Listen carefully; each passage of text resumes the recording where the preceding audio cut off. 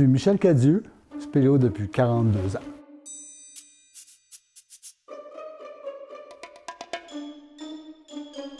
Les métiers techniques en lien avec la spéléo, que les spéléos peuvent pratiquer ou peuvent avoir envie de pratiquer. J'en connais quelques-uns. Je pourrais penser par exemple aux artificiers qui pourraient avoir le goût de faire ce métier-là parce qu'ils ont rencontré des besoins de désobstruction qui ont mené à cette technique-là. Je pourrais penser à des gens qui font de l'arpentage parce qu'ils ont fait de l'arpentage spéléo, de la topo de grotte, mais c'est un univers auquel on touche et on peut avoir envie de le creuser.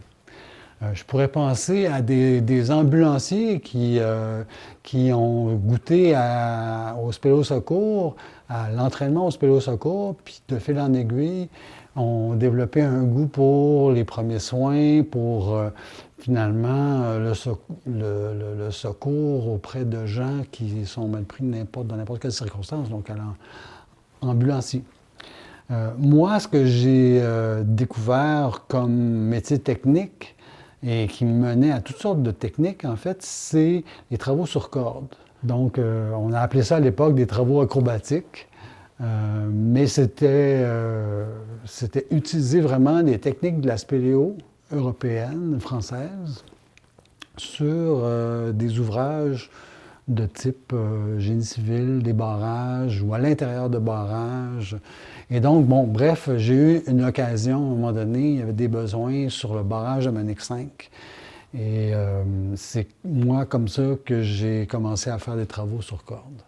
Et là, j'ai gagné ma vie à faire ça.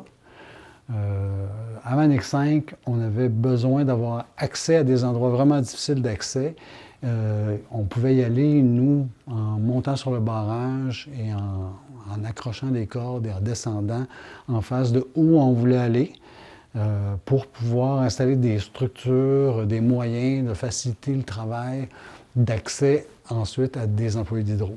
On a installé des instruments aussi pour mesurer la façon dont les fissures pouvaient évoluer. Est-ce qu'ils s'élargissaient avec des changements de température? Jusqu'à quel point ils s'élargissaient? Est-ce qu'il y avait d'autres raisons pourquoi ils pouvaient s'élargir?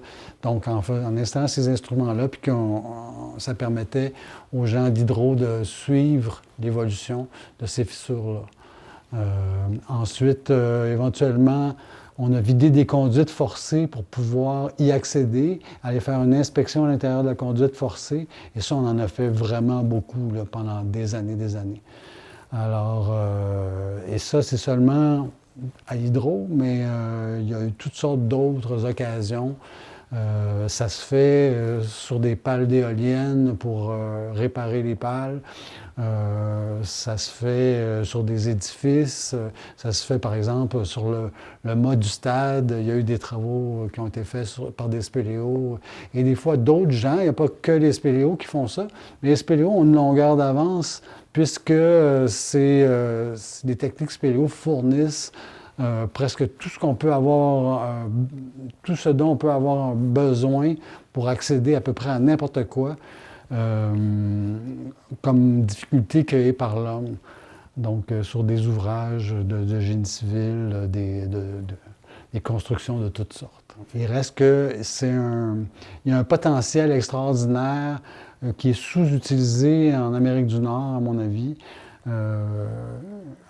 De travaux comme ça, et ça s'est développé quand même. Il y a plusieurs entreprises qui en font. Avec le développement des éoliennes, c'est certain qu'il y a pas mal de monde qui est sur corde pour travailler sur les éoliennes. C'est certain que pour un spéléo, c'est un monde facile à aborder, là.